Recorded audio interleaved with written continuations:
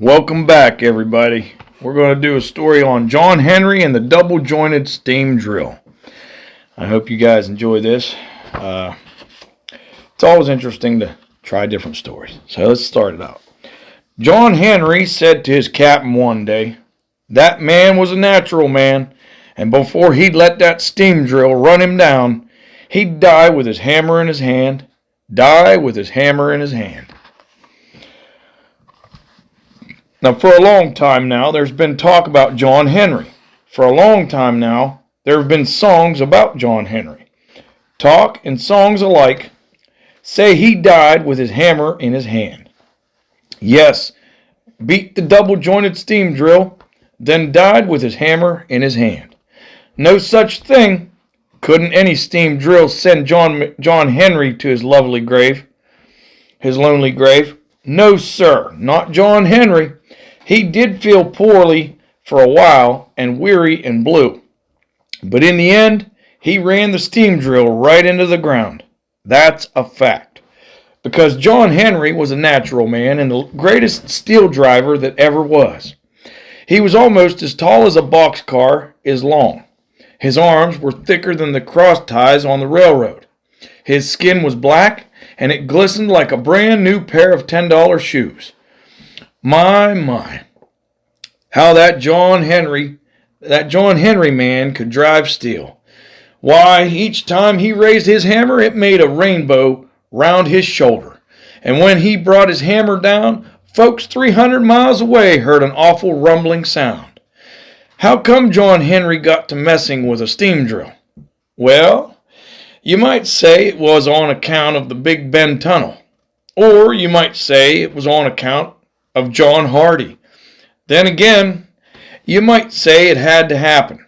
It was bound to be. Any which way, the fuss began on the night John Henry first came to New Orleans. That night, John Henry walked along wearing his overalls and his clodhopper shoes. He meant to see the sights, and he did. First, he had him a look at the houses with their little iron-railed balconies. Then he headed for the levee to cast his eyes over the steamboats. He hadn't gone very far, though, before he stopped. "I declare," said John Henry, "I do declare, the streets were just jam-packed full of folks. They all had masks over their faces. They were dressed up as pirates and devils and clowns and what all." John Henry stooped low and asked the clown, "Is it always like this in New Orleans?" "Ha ha," laughed the clown, thumping him with a stocking filled with flour. "As if you didn't know the Mardi Gras carnival was going on." John Henry had never seen a town before, let alone a Mardi Gras carnival. While he was trying to puzzle it out, the clown tugged at his sleeve. "That's a fine get-up you have," said the clown. "But we'd better hurry or we'll be late. Come on." Shaking his head, John Henry followed the clown around a corner. A parade was coming down the street, led by the king of the carnival on his golden throne. Behind the king were men carrying torches and floats of dragons and giants. Bands blew music, the folks cheered and threw confetti over each other. "Great day in the morning," said John Henry. And the next thing that happened, he was marching in the parade. Anything John Henry did, he made up a song to go with it. Now he started to strut and sing. "Mardi Gras, don't know what it means, but it's fine to be here in New Orleans." The parade wound around town until it came to a big ballroom. The folks rushed inside, pushing John Henry in too. He danced like the rest, tossing off a buck and wing that had the folks yelling for more. He was just beginning a new step when the clock struck 12. "Time to unmask," shouted the king of the carnival. All the folks took off all their masks. That is, all except John Henry. "You there," said the king. 12 o'clock, time to unmask." "Excuse me, king," said John Henry.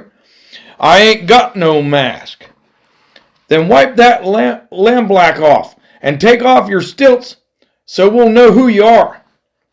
"That's not lamblack, king," said John Henry, "and I'm not wearing any stilts neither. You mean to tell me you're just naturally that way? Said the king. Yes, sir, answered John Henry.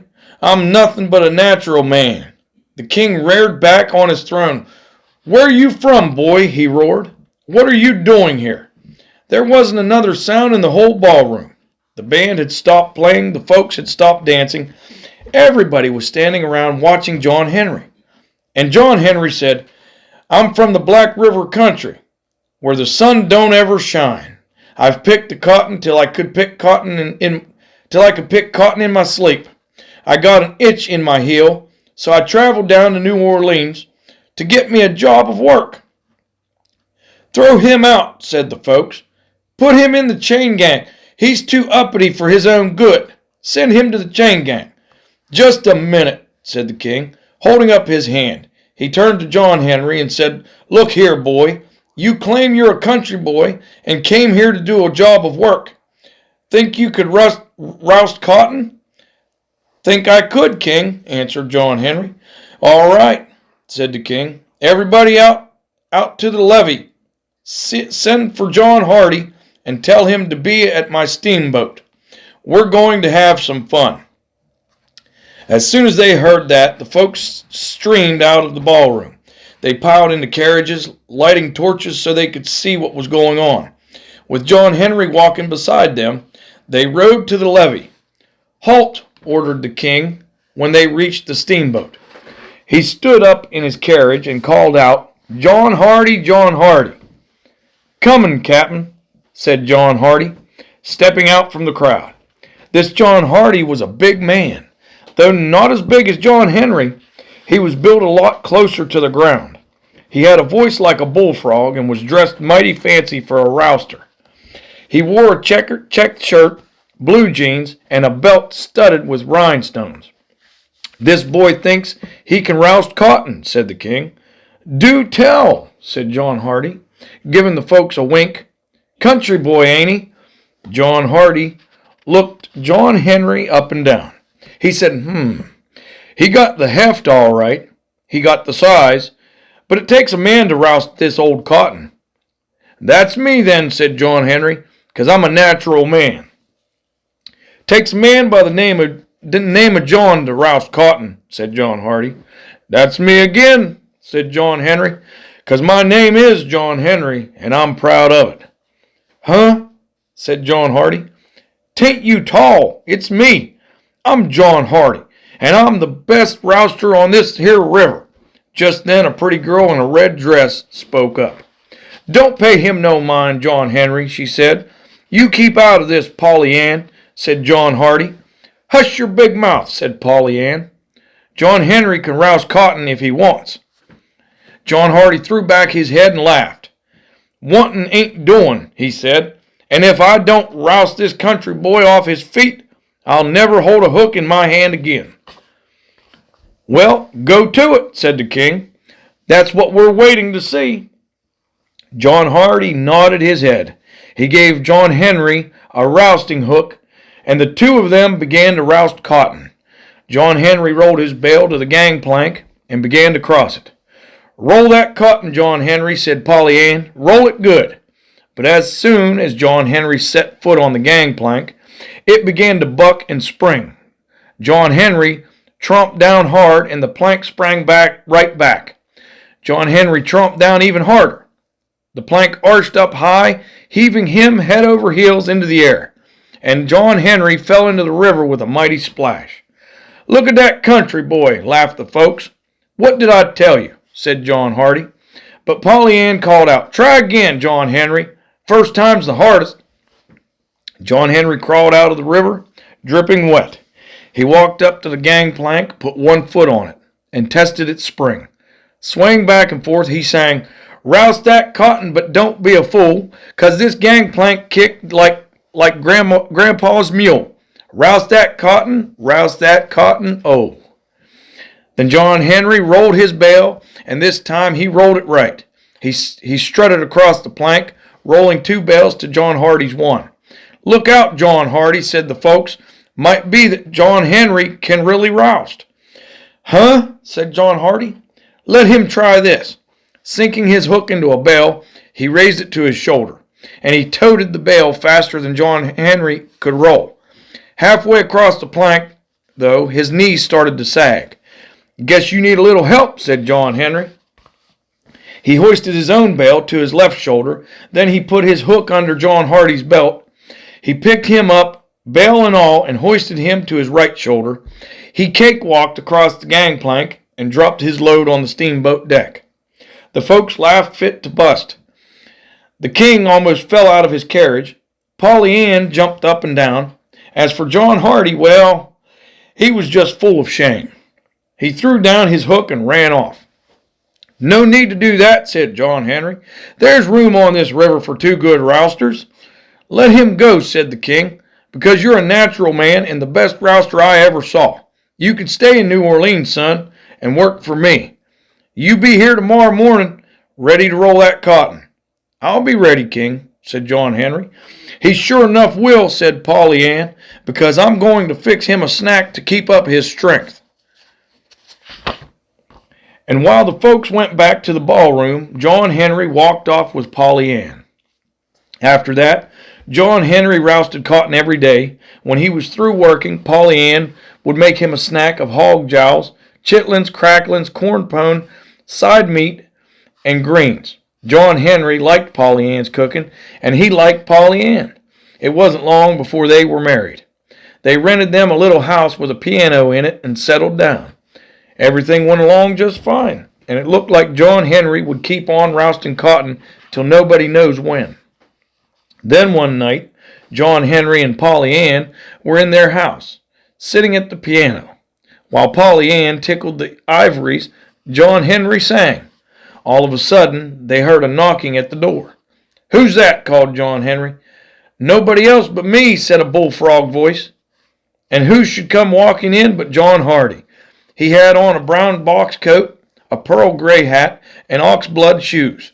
He puffed away at a cheroot, and he said, "Evening, Brother Henry." "Evening, Miss Polly." "Well, I declare," said John Henry, "I do declare, I'm sure enough glad to see you, John Hardy. And I'm sure glad you got no hard feelings, 'cause I never did mean to roust you off the river." John Hardy flicked some ash off his cheroot. Maybe so, he said. "Of course, rousting is all right for a country boy. I was aiming to leave the river anyway." "Where are you at now, John Hardy? What are you a-doing?" asked John Henry. "I'm driving steel on the railroad," said John Hardy. "I goes here and I goes there, wherever they're laying track." "Driving steel," said John Henry slowly. "Sounds right nice." "Glad to hear you say so," said John Hardy. Then he stepped close to John Henry and shouted, "'Cause I ain't forgot how you shamed me in front of those folks. And should you care to drive steel against me, well, there's a job. There's a job in Alabama right now.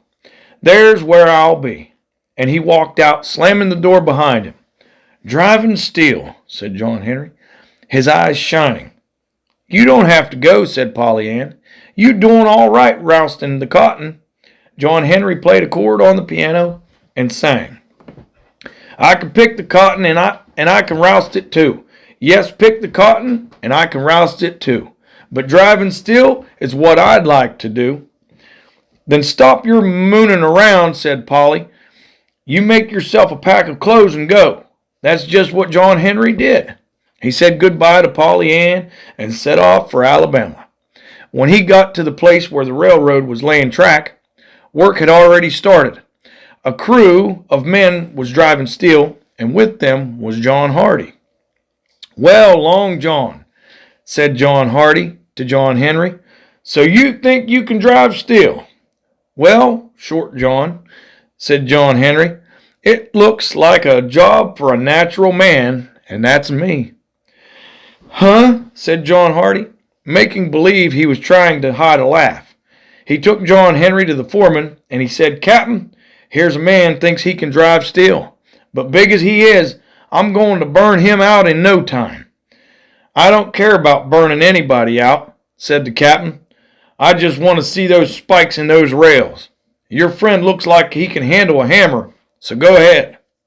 John Hardy and John Henry each picked up picked them up a 9-pound hammer. And John Hardy roared, Captain, give me a whole line of spike holders. Let them stand in a row and look out, 'cause I'm going to drive on down and mash those spikes in fast. John Henry said quietly, Captain, you just give me one spike holder. That will be enough for me. The captain gave the word to the spike holders, and a dozen of them lined up on one side of the track. John Hardy began driving in the spikes, and he went right down the line. John Henry's one spike holder knelt at his feet. John Henry took a few practice swings with his hammer, then began to drive steel. After a little while, he sang, This old hammer ring like silver, shine like gold, boys, shine like gold. And every time he raised his hammer, it made a rainbow round his shoulder. And when he brought his hammer down, it made an awful rumbling sound. All the same, John Hardy was way ahead of John Henry. He went on mashing down the spikes, his arms pumping away. Hey, country boy, he said, ain't you burned out yet? You sings pretty, but singing ain't swinging, and that's what drives in the steel. John Henry smiled and said to the captain, Captain, I don't need any spike holder at all. And you could put my holder to holding spikes for John Hardy. You're crazy, boy, said the captain. Nobody can drive steel without a holder. John Henry just smiled. He put a handful of spikes in his mouth, the way a tailor does pins. He picked up 2 9-pound hammers, then leaning over the track, he spit out the spikes one by one, and he drove in each spike with a couple of taps of his 2 hammers. It wasn't long before he'd left John Hardy far behind. Look at him go, said all the steel drivers and spike holders. This is a natural man. John Henry is a steel driving man if there ever was one. As for John Hardy, well, he was full of shame. He threw down his hammer and ran off. After that, John Henry drove steel every day. He traveled to almost every state of the Union, driving steel. He worked for the B&O Railroad and the C&O Railroad. He worked for the Houston and Texas Central, the St. Louis Western, the Mississippi, Kansas, and Texas, and lots more. Wherever he went, he sent for Polly Ann. They'd live in a tent, and Polly Ann would fix him snacks of hog jaws, chitlins, cracklins, corn pone, side meat, and greens. Everything went along fine, and it looked like he'd drive steel on the railroad till nobody knows when. Then one day, John Henry came walking into the tent and said to Polly Ann, The C&O Railroad is building the Big Bend Tunnel in West Virginia. That's nice, said Polly Ann. They'll be needing men to drive steel, said John Henry. Polly Ann didn't say anything, so John Henry went on. It ain't like driving steel on the railroad, he said. No, sir. You got to push that old mountain down. Polly Ann whirled around. John Henry, she said. Has that no count John Hardy been there? Is that it? Why, no, ma'am. I just heard the news is all, said John Henry. John Henry, said Polly Ann, you don't have to go. You doing all right driving steel on the railroad. John Henry hung his head. Polly Ann gave him a long look, then said, Well, don't stand here mooning like a sick cow. You got your mind set on going, so get along. And John Henry did. He got together a little pack of clothes and set out singing, I'm a natural man and I got to get around. I'm a natural man and I got to get around. So goodbye, Polly, 'cause I'm West Virginia bound.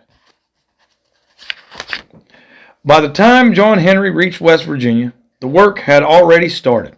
The steel drivers were up on the mountain driving steel. The turners and shakers were turning and shaking. The blacksmiths were putting new points on the jumpers. Walking among them all was the foreman, Captain Tommy Walters. John Henry's shadow fell over the mountain, and everybody looked up. Great Godfrey, said Captain Walters. Who are you, boy? Look like a regular giant. No, sir, Captain, said John Henry. I ain't no giant. I'm nothing but a man, a natural man. I've been driving steel on the railroad, and now I'd like to do the same for you. Well, maybe, said Captain Walters, but building a tunnel isn't like laying track. You've got to drive the steel jumper right into the mountain. You've got to drive her deep so we can put dynamite in the hole and blast out a tunnel. And she's a hard rock mountain, solid clear through. Suits me, Captain, said John Henry. Well, you can try it, said Captain Walters. You can have little Willie there for a turner and shaker. John Henry put down his pack of clothes and whipped off his shirt. He rubbed a little rock dust on his hands and a little more on the handle of his hammer. He waited a minute while little Willie knelt at his feet holding the jumper. Then he raised his hammer and began to sing. At the end of every line he sang, he brought his hammer down. It went like this. There ain't no hammer clong upon this mountain clang. Ring like mine, boys, bong. Ring like mine, wang. This old hammer, bon. Ring like silver, bam. Shine like gold, boys, whom? Shine like gold, wham. And every time John Henry raised his hammer, it made a rainbow round his shoulder. And when he brought his hammer down, it made an awful rumbling sound. Look at that John Henry, Captain, said all the men. Look at him whop that steel. They sang back at John Henry. If I could hammer like John Henry, if I could hammer like John Henry, Lord, I'd be a man. Lord, I'd be a man. After that, John Henry drove steel on the mountain every day. He sent for Polly Ann, and they rented them a little house with a piano in it. When John Henry was through working, Polly Ann would fix him a snack of hog jows, chitlins, cracklings, corn pone, side meat, and greens. Everything went along fine, and it looked like John Henry would keep driving steel on the mountain till nobody knows when. Then one day, John Henry was hammering away. The drivers alongside him were doing the same, and Captain Walters was saying, "Come on, you bullies, drive that steel. We've got to build the Big Bend Tunnel to let the trains run through." All of a sudden, they heard a noise. Chug, chug, chug, chug. "Sounds like the train coming already," laughed John Henry. "Even before we got the track laid." And chuggity chug, chug, chug, something came scooting around the bend of the mountain. This little old something had a smokestack and wheels, and yet it wasn't a locomotive. It hissed and puffed steam, and yet it wasn't exactly a steam engine. Two men were riding on it. One of them was wearing a 10-gallon hat and a blue serge suit. The other had a checkered shirt, blue jeans, and a belt studded with rhinestones. "Hello, big stuff," he said in a bullfrog voice. "I declare," said John Henry, "I do declare, if it ain't John Hardy. Howdy, small stuff." "It's me, all right, Long John," said John Hardy. "What's that you're sitting on, Short John?" asked John Henry. "A steam drill, Brother Henry, a steam drill," answered John Hardy. "She's new-fangled, she's triple-plated, and she's double-jointed, yes, sir." "Sure enough," said John Henry. "But what does she do?" John Hardy opened his mouth to tell him, but the man in the 10-gallon hat jumped off. "I'll take care of this," he said. He grabbed Captain Walters' hand and shook it. "Pleased to meet you, Mr. Walters. Just call me Breezy Sam. Ain't she pretty?" "Well," said Captain Walters. "Glad you agree," said Breezy Sam. "Knew you would, though.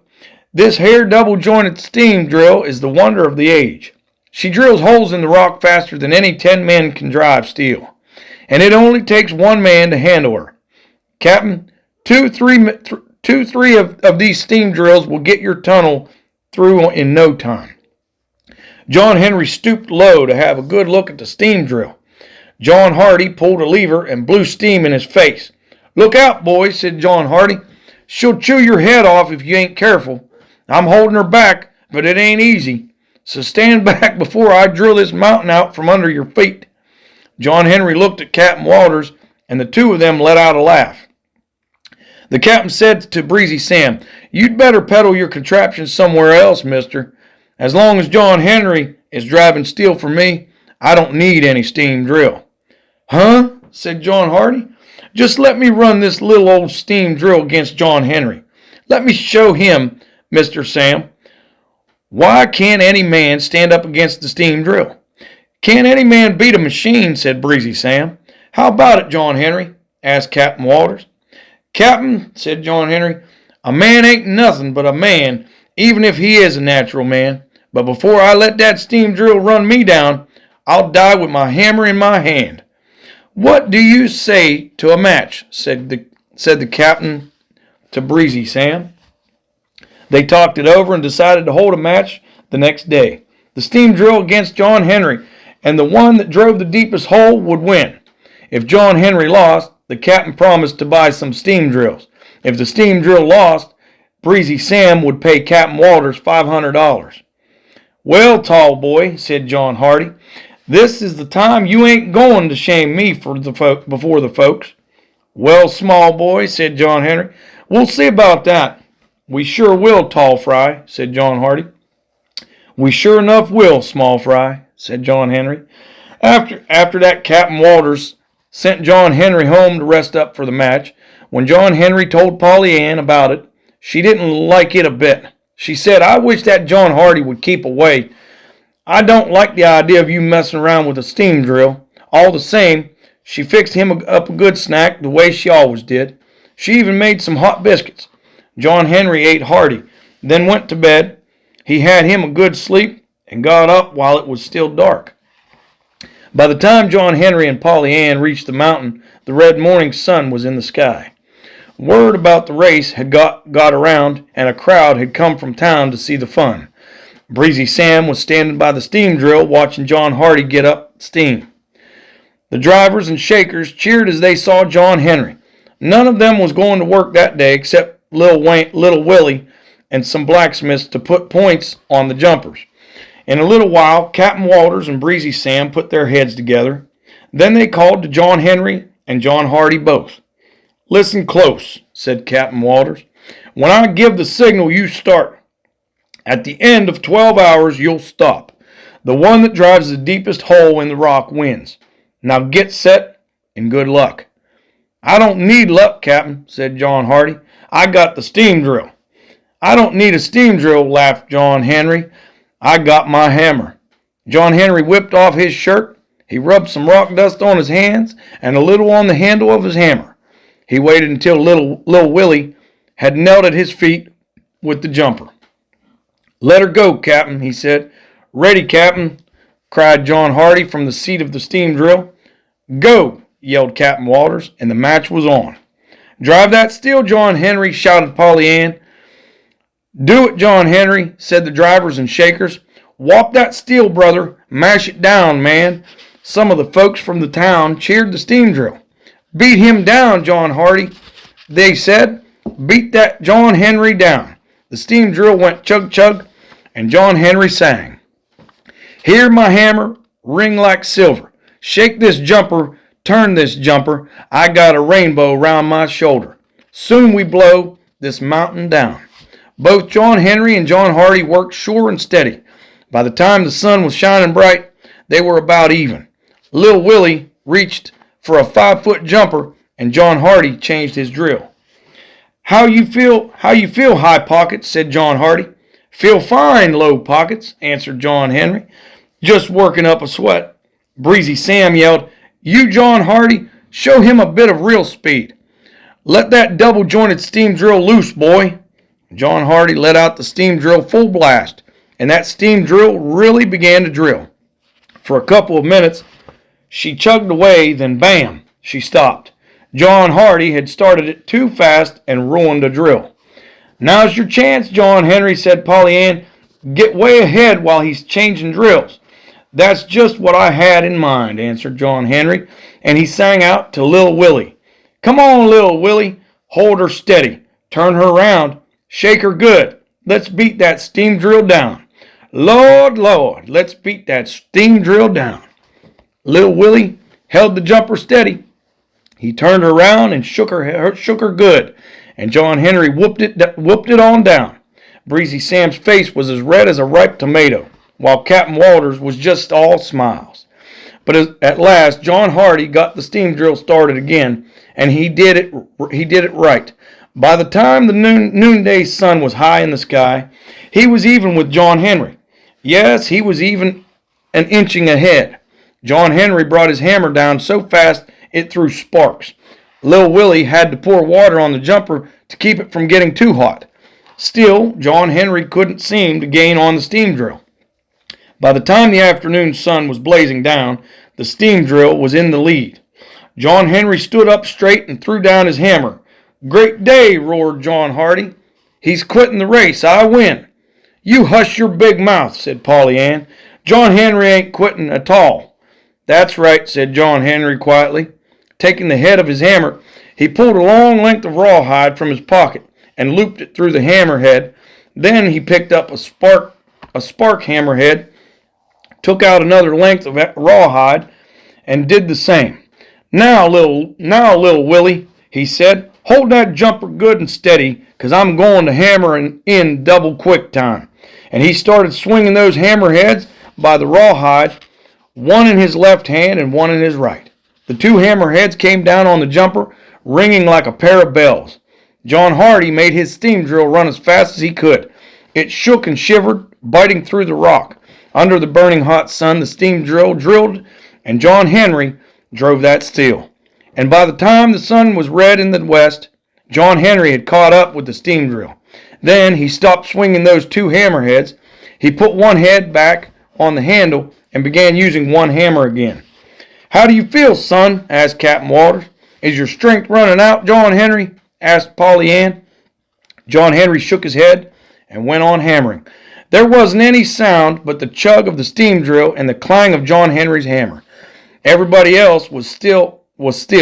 Polly Ann and Lil Willie, Captain Walters and Breezy Sam, the drivers and the shakers, and the folks from the town, because it was the flesh against the steam, the flesh against the steam.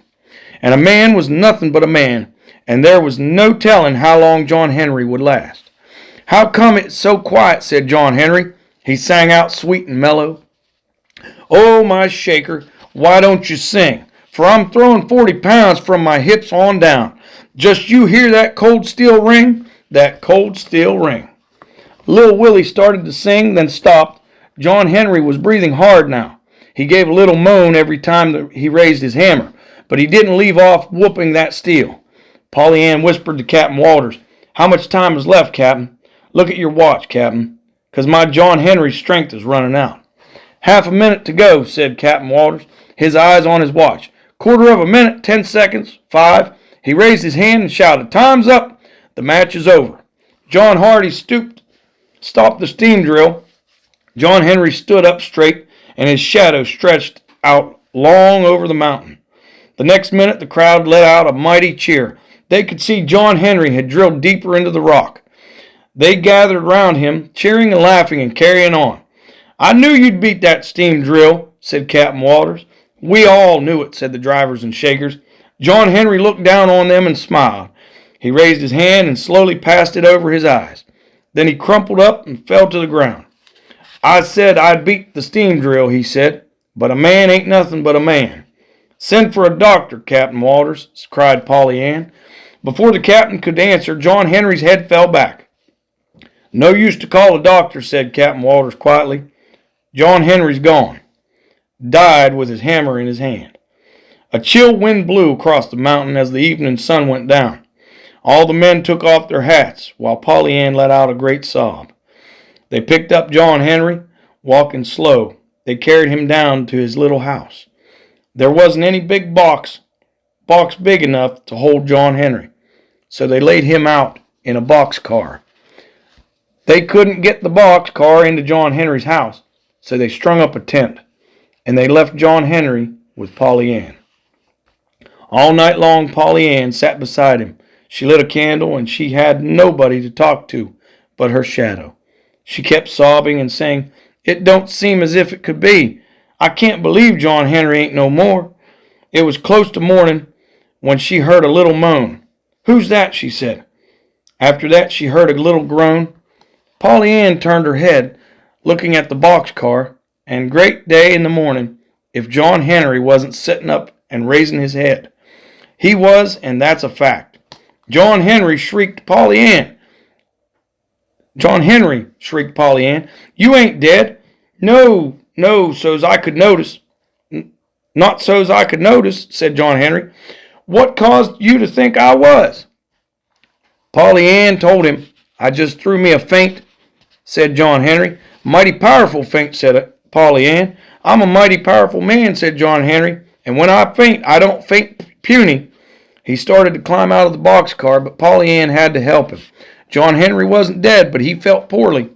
His strength was gone, and he was sort of sunken and shriveled up. Polly Ann put him to bed and said, "Just rest yourself. You'll get back your strength in no time.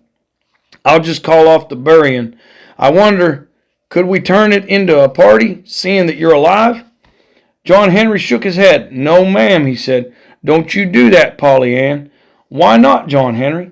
"Without my strength, I ain't the man I was," said John Henry. "Why, if John Hardy was to see me this way, I'd never hear the end of it. I don't want to hear him a-laughing 'cause the steam drill wore me down. You just let folks go on thinking I ain't on this earth no more. Then when I'm feeling good again, I'll pick up my hammer and run John Hardy and his steam drill right into the ground." Polly Ann didn't like it. She didn't like making believe she was a widow woman and telling folks something that wasn't so. But she was so glad to have John Henry back, she didn't want to cross him. While he ate the snacks she fixed, she filled the boxcar with rocks. "Put in plenty," said John Henry. "Weigh it down, so nobody will know I ain't inside." Peeping through the window, he saw folks coming toward the tent. He told Polly Ann to put on her black veil and stand beside the boxcar. John Henry watched the folks streaming into the tent. Captain Walters was there with Lil Willie, and the drivers, the shakers, and the blacksmiths. They all carried flowers to strew over him. John Hardy and Breezy Sam followed, with the most flowers of all. Then came folks from all over the town. John Henry chuckled when he saw John Hardy's long face. "I declare," he said, "that John Hardy is making out like he lost his best friend." Pretty soon John Henry heard the folks singing "Swing Low, Sweet Chariot" and "Deep River." He sang right along with them. Then the preacher said a few words, and John Henry listened. "Sisters and brethren," said the preacher, "John Henry was a man. He was a big man and a natural man. Still, he wasn't nothing but a man. And now he's gone. He's gone to where he won't ever have to drive steel no more." John Henry shuffled over to the piano, feeling sad. He played a few chords and began to sing the weary blues. "I beat the steam drill, but see what it did to me? Beat the old steam drill, but look what it did to me. John Henry ain't the man he used to be." He was still at it when Polly Ann came back. She took one look at him and burst out, "You, John Henry, you get back in your bed. No need to sing the blues. Just lay back easy while I fix you a snack. You'll fatten up, and soon you'll be back on the mountain again." "But what are we going to do? How are we going to live?" asked John Henry. "Well," said Polly Ann, "I can't drive steel on the mountain, but I reckon I can drive steel where they're laying track. I'll get me a job till you're on your feet again." And that's just what she did. While John Henry lay on his bed, Polly Ann drove steel like a man. As soon as she got home, she'd fix John Henry a snack of hog joust, chitlins, cracklings, corn pone, side meat, and greens. And John Henry began to fatten up. He began to get his strength back, too. Every day he tried to lift his hammer, and each day he could raise it a little more. And one day he found he could give it a full swing. Not the way he used to, maybe, but better than anybody he knew. Just need a little practice, he thought. Then he had an idea. He'd walk up the mountain and get his job back from Captain Walters. He'd surprise Polly Ann and John Hardy and anybody else who happened to be around. "It'll be just like old times," he chuckled. So he put on his overalls and his clodhopper shoes. Shouldering his hammer, he set off for the mountain. He kept laughing all the way, figuring how everybody would be surprised. But as John Henry climbed the mountain, he heard a sound. Chug, chug, chug, chug-a-chug. John Henry stopped. Although the sun was blazing down on his back, a little shiver ran through him. He climbed on slowly, rounded a bend, and stopped again. "Oh my," he moaned, because he didn't hear any hammers ringing on the steel. He didn't see any drivers or any shakers. All he heard was chug-a-chug-chug. All he could see was steam drills working away. And handling the biggest, loudest steam drill was John Hardy. Captain Walters called John Henry softly. Captain Walters wasn't around either. There was a new captain, and he said, "He's not here, son. What can I do for you?" "Captain," said John Henry, "I'm John Henry." And the captain threw back his head and laughed. "Boy," he said, "what are you telling me? You're big all right, but you're not John Henry. Everybody knows he died with his hammer in his hand. And if he hadn't died, he wouldn't be driving steel on this mountain. All we use now are steam drills. And even with the steam drills, we're having a hard time pushing through the Big Bend Tunnel." "Thank you, Captain. Good day, sir," said John Henry. Without another word, he started walking away. He stumbled across the ground like a man who's had too much rye whiskey. His shoulders sagged, and he sort of settled into himself, shriveled and sunken up. At the edge of a cliff, he stood for a minute. He tossed away his hammer, watching it drop till it was out of sight. "Goodbye, old hammer," he said. "You won't never ring on the mountain no more." John Henry kept on walking till he got to his house. He sat down at the piano and played and sang. "Oh, they're using steam on the mountain, can't deny it, 'cause it's true. Yes, using steam on the mountain, can't deny it, 'cause it's true. Ain't nothing left in the world for a natural man to do." It was the meanest, weariest, saddest, low-down blues anybody had ever sung. When Polly Ann came in, John Henry asked her why she hadn't told him about the steam drills. "I didn't know," she said. "Anyway, you can drive steel on the railroad." "I couldn't do that," said John Henry. "Not after driving steel on the mountain." "Well, then, you could rouse cotton," said Polly Ann. "No," said John Henry, "not after driving steel on the railroad." "How about picking cotton?" "Couldn't pick cotton," said John Henry, "not after I rousted it on the Mississippi." "John Henry," said Polly Ann, "why don't you run one of these steam drills then?" John Henry shook his head. "That's no work for a natural man," he said. "Don't take a man to run a machine. Why, a machine's got no beat. You could never make up a song for it. No, there ain't nothing left for a natural man, nothing at all." "What are you going to do?" asked Polly Ann. "Travel around," said John Henry. "Travel around till I wear myself down and end out my days, 'cause there's no place left in this world for a natural man no more." So John Henry and Polly Ann started traveling around, from West Virginia to East Virginia to New Orleans, Kansas City, St. Louis, and Chicago, Kalamazoo, Louisville, Chattanooga, and Memphis. They went there too. They wandered and they rambled, and they traveled around. Nobody knew John Henry was John Henry. He got more shriveled up and shrunken in every day. He picked up a little money working as a janitor, bellhop, or something like that. Polly Ann worked too, as a cook or a maid, and whatever they did or wherever they went, John Henry never sang anything but the mean, weary, sad, low-down blues. In Memphis, John Henry and Polly Ann both got jobs in a restaurant. John Henry waited on the table while Polly Ann cooked snacks for the folks. Once in a while, John Henry would walk over to the piano and sing a blues. He'd just finished singing one day when he saw a man sitting in a corner. The air was blue with cigarette smoke, so John Henry couldn't make out his face. Anyway, he was hunched over the table with his head in his hands. Walking over to him, John Henry said, "Anybody get your order? What would you like?" "There's plenty I'd like," said the man, "but I can't eat a thing. I got the blues, just like you said in the song. Yes, sir, I got the John Henry blues, what I mean." "What you got to do with John Henry?" asked John Henry. "Ever hear of the Big Bend Tunnel?" asked the man, still holding his head in his hands. "I heard tell of it," said John Henry. "Well," said the man, "I've been running a steam drill on the mountain, but I ain't running it no more. The tunnel isn't even halfway finished, but the captain laid me off. Said he's going to get some real men to run those steam drills, men who can blow down a hard rock mountain. But I know he can't. Couldn't anybody push that mountain down but John Henry, and he's a long time gone." Then he dropped his hands from his face. And great day in the morning if it wasn't John Hardy. And that John Hardy looked hard at John Henry. He shook his head a little. He wrinkled his forehead. He rubbed his eyes, and he looked again. John Henry didn't waste any time. He ran to the kitchen, then through it, calling to Polly. Before they could reach the door, though, John Hardy caught up with them. "John Henry," yelled John Hardy, I don't know how it came about. I know you ain't the same, but you're John Henry, and you ain't dead. Yes, sir. And right beside you is Polly Ann." John Henry stopped and heaved a sigh. "All right, John Hardy," he said. "I'm John Henry, and you found me. Now go on and have your laugh." John Hardy didn't even snicker. He just kept looking at John Henry and listened while Polly Ann told what had happened. "Just like a country boy," he said. "Looky here, small fry," said John Henry. "Huh?" said John Hardy.